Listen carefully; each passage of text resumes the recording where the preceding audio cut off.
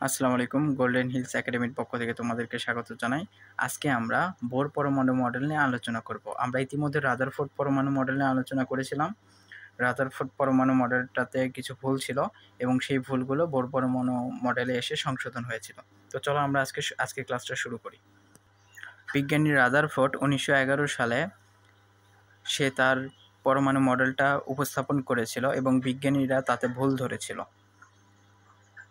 তার ঠিক 2 বছর পর অর্থাৎ 1913 সালে বিজ্ঞানী বোর রাদারফোর্ডের পরমাণু মডেলের যে ভুলগুলো ছিল সেগুলোকে সংশোধন করে সে নতুন একটা পরমাণু মডেল তৈরি করেছিল। এটা ইম্পর্টেন্ট, বোর পরমাণু মডেল কে কোন বিজ্ঞানী বা কত সালে প্রদান করে? বিজ্ঞানী নিলস বোর 1913 সালে প্রদান করে। তো বিজ্ঞানী নিলস বোরও ঠিক রাদারফোর্ডের মতোই 2 বছর পরে যখন তাদের সভা বা মিটিং হয়েছিল সেখানে সে একটি পরমাণু মডেল উপস্থাপন করার সময় সে পরমাণু মডেলকে এভাবে ব্যাখ্যা করেছিল। তিনিও রাদারফোর্ডের মতো 3টা মাধ্যমে ব্যাখ্যা করেছিল। তো প্রথমে আমরা যেটা করব, রাদারফোর্ডের পরমাণু মডেলের মতোই আমরা বোরের পরমাণু মডেলের চিত্রটা একটু অঙ্কন করব। দেখো আমি চিত্রটা অঙ্কন করেছি। এটা হচ্ছে কেন্দ্র বা নিউক্লিয়াস। এখানে প্রোটন আর নিউট্রন সংখ্যা থাকবে। আর হচ্ছে বাইরে যে কক্ষপথগুলো দেখতেছো, এটা প্রথম কক্ষপথ, এটা দ্বিতীয় কক্ষপথ, এটা হচ্ছে প্রথম কক্ষপথ, দ্বিতীয় কক্ষপথ, তৃতীয় কক্ষপথ, চতুর্থ কক্ষপথ। এগুলো কক্ষপথগুলোতে ইলেকট্রনগুলো ঘোরাঘুরি করবে। তো চলো বিজ্ঞানী বোরের যে পরমাণু মডেল বা এটার যে পরমাণু মডেল এটার ব্যাখ্যা আমরা আলোচনা করি। তো বিজ্ঞানী বোর তার প্রথম কথাতে বলেছিলেন পরমাণুতে ইলেকট্রন সমূহ ইচ্ছামতো ঘুরতে পারে না, এগুলো শুধু নির্দিষ্ট বৃত্তাকার কক্ষপথে ঘোরে। এটার মানে হলো, ধরো এই কক্ষপথে যদি ইলেকট্রন থাকে ও তো আর এই দিকে চলে যেতে পারবে না, এই দিকে ঘুরবে না। ও তো আর আঁকা বাঁকা পথে, টেরা বেঁকা পথে ঘুরবে না বা জিগজ্যাগ আকারেও ঘুরবে না। সে হচ্ছে নির্দিষ্ট বৃত্তাকার কক্ষপথে ঘোরে, অর্থাৎ এই নির্দিষ্ট কক্ষপথেই সে ঘুরবে। বুঝতে পারছো? হয় এই কক্ষপথ না হলে এই কক্ষপথ, যে কোনো একটা কক্ষপথে সে তার নির্দিষ্ট ইচ্ছা মতো ঘুরতে পারবে না। ওকে, এখানে আরেকটা বিষয়, সেটা হচ্ছে এই নির্দিষ্ট কক্ষপথগুলোকেই প্রধান শক্তিস্তর, অরবিট, শেল বা স্থির কক্ষপথ বলে। তোমরা একটু খেয়াল করো, আমি এখানে লিখেছি নির্দিষ্ট বৃত্তাকার কক্ষপথে ঘোরে। এই নির্দিষ্ট কক্ষপথগুলোকে প্রধান শক্তিস্তর, অরবিট বা শেল বা স্থির কক্ষপথ বলে। যদি পরীক্ষার নম্বরে এই প্রশ্নটা যদি বলে যে প্রধান শক্তিস্তর কাকে বলে, অরবিট কাকে বলে, শেল কাকে বলে বা স্থির কক্ষপথ কাকে বলে, এই 4টা জিনিসের একটাই সংজ্ঞা, সেটা হচ্ছে ইলেকট্রন যে বৃত্তাকার নির্দিষ্ট কক্ষপথে ঘোরে সেই বৃত্তাকার কক্ষপথকে প্রধান শক্তিস্তর বা অরবিট বা শেল বা স্থির কক্ষপথ বলে। আশা করি তোমরা বুঝতে পারছো। এই স্থির কক্ষপথগুলোকে এন দ্বারা প্রকাশ করা হয়। দেখো আমি লিখেছি এই স্থির কক্ষপথ বা এই কক্ষপথ বা শক্তিস্তর বা অরবিট বা শেল যেটাই বলো না কেন, এগুলোকে এন দ্বারা প্রকাশ করা হচ্ছে। অর্থাৎ এটা একটা এন, এটা একটা এন, এটা একটা এন, এটা একটা এন। এগুলোর আবার নির্দিষ্ট মান আছে। এন এর মান 1 হতে পারে, 2 হতে পারে, 3 হতে পারে, 4 হতে পারে। দেখো যেহেতু এটা প্রথম কক্ষপথ, তাহলে কি এন ইকুয়াল কত হবে? এন ইকুয়াল 1 হবে। দ্বিতীয় কক্ষপথ এন ইকুয়াল 2 হবে। তৃতীয় কক্ষপথ এন ইকুয়াল 3 হবে। চতুর্থ কক্ষপথ এন ইকুয়াল 4 হবে। আশা করি বিষয়টা তোমরা বুঝতে পারছো। এন এর মান এন ইকুয়াল 1, 2, 3, 4 হতে পারে, অর্থাৎ 1ও হতে পারে, 2 হতে পারে, 3 হতে পারে, 4ও হতে পারে।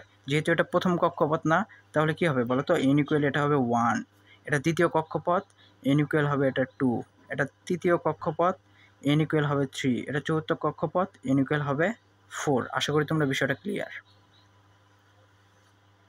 দেখো আমি আরেকটা কথা লিখেছি, এন ইকুয়াল 1 হলে কে, এন ইকুয়াল 2 হলে এল, এন ইকুয়াল 3 হলে এম, এন ইকুয়াল 4 হলে এন দ্বারা প্রকাশ করা হয়। অর্থাৎ এন ইকুয়াল কে, অর্থাৎ প্রথম কক্ষপথকে এন ইকুয়াল এটাকে কে দ্বারাও প্রকাশ করা হয়। প্রথম কক্ষপথকে কে, দ্বিতীয় কক্ষপথকে এল, তৃতীয় কক্ষপথকে এম, চতুর্থ কক্ষপথকে বড় হাতের এন দ্বারা প্রকাশ করা হয়। বুঝতে পারছো?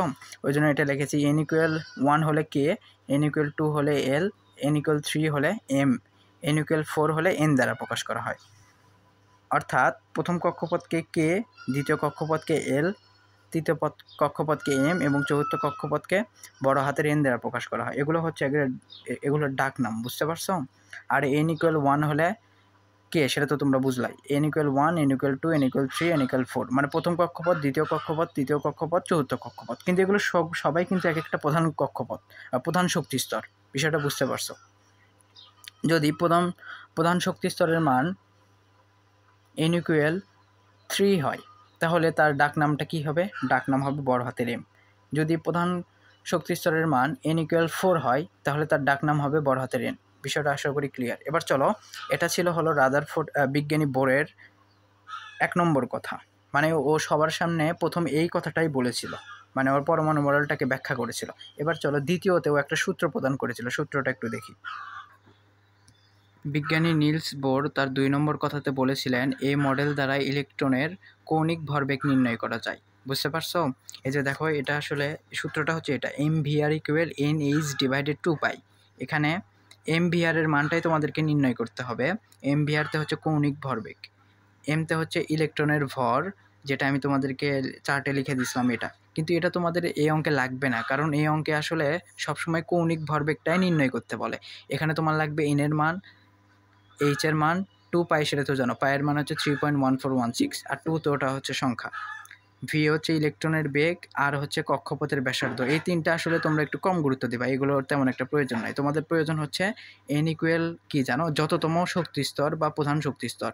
তোমাদেরকে যে ইলেকট্রনের নির্ণয় করতে বলবে বা কৌণিক ভরবেগ নির্ণয় করতে বলবে, সেই ইলেকট্রনটা কোথায় আছে তোমরা একটু সেটা দেখবা। বুঝতে পারছো?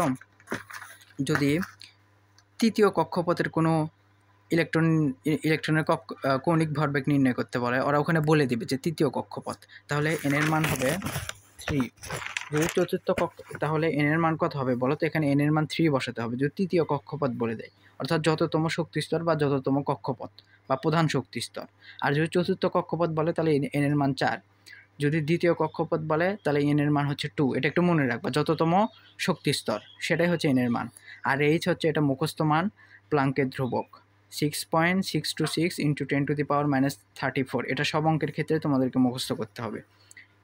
এইচ এর মানটা মুখস্থ অল টাইম, সব অঙ্কের ক্ষেত্রেই এটা। আর এটা কিন্তু মোস্ট ইম্পর্টেন্ট, প্রত্যেকবারই আসে পরীক্ষাতে, এখান থেকে 3 মার্ক পাবো তোমরা। এন এর মানটা শুধু দেওয়াই থাকবে, খুবই সহজ, শুধু ক্যালকুলেশন করলেই হয়ে যাচ্ছে। এবার চলো, বিজ্ঞানী নিলস বোর 3 নম্বর একটা কথা বলেছিল, সে আরেকটা সূত্র দিয়েছিল, সেই সূত্রটা একটু দেখি।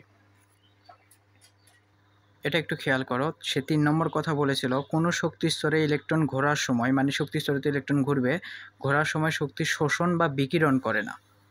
শোষণ বিকিরণ কি, এটা তোমাদেরকে এখন আমি বোঝাবো। যদি ইলেকট্রন নিম্ন শক্তি স্তর হতে উচ্চ শক্তি স্তরে যায়, তখন শক্তি শোষণ ঘটে।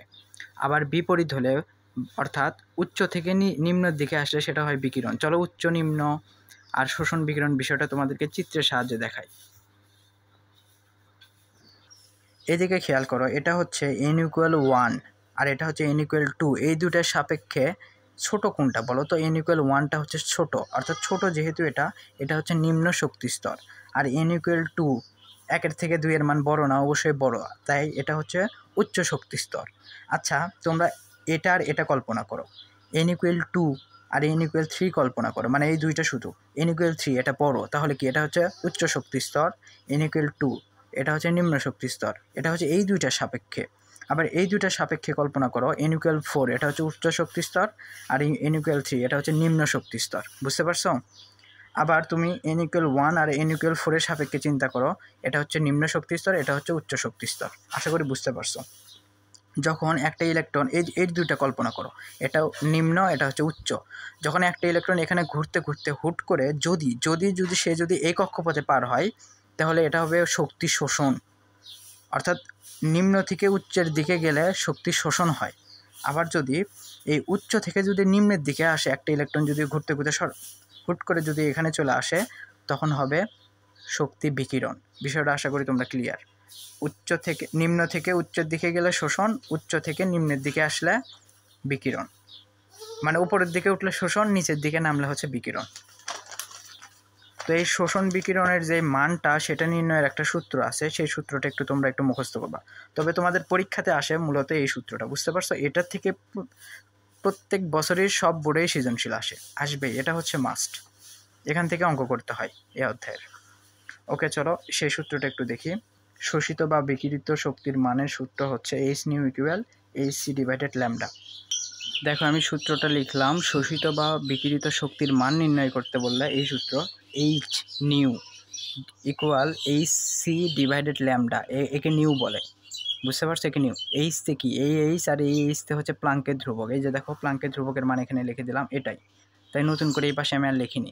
সিটা হচ্ছে আলোর বেগ, আলোর বেগের মানটা কনস্ট্যান্ট বা ধ্রুবক মান, প্লাঙ্কের ধ্রুবকের মতো মুখস্থ করতে হবে, 3 × 10⁸, অর্থাৎ আলো 1 সেকেন্ডে এত মিটার দূরত্ব অতিক্রম করে, প্রায় কত, প্রায় 3 লক্ষ কিলোমিটারের মতো মনে হয় সম্ভবত, না 3 লক্ষ কিলোমিটার না, এটা একটু কম হবে, ঠিক আছে? তো তোমরা এই মানটা শুধু মুখস্থ করবা। আর নিউ মানে হচ্ছে কম্পাঙ্ক, আর ল্যামডা মানে হচ্ছে তরঙ্গ দৈর্ঘ্য। তো এটা হচ্ছিল 2 নম্বর সূত্র। তবে এই সূত্র থেকে তোমাদের এই সূত্রটা হচ্ছে একদম 3 স্টার ইম্পর্টেন্ট, 5 স্টার ইম্পর্টেন্ট, বুঝতে পারছো? এটা সব থেকে বেশি গুরুত্বপূর্ণ। তো এই ছিল আজকের ক্লাস। পরবর্তী ক্লাসে আমরা রাদারফোর্ড না, এই যে বোর যে নতুন একটা মডেল দিল, এই মডেলের সফলতা আর ব্যর্থতা নিয়ে আলোচনা করব।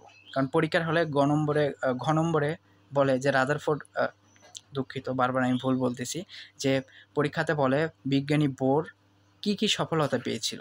কারণ রাদারফোর্ডের তো ভুলই বেশি ছিল, আর বিজ্ঞানী বোরেরও কিছু ভুল ছিল, সেগুলোও একটু আলোচনা করব।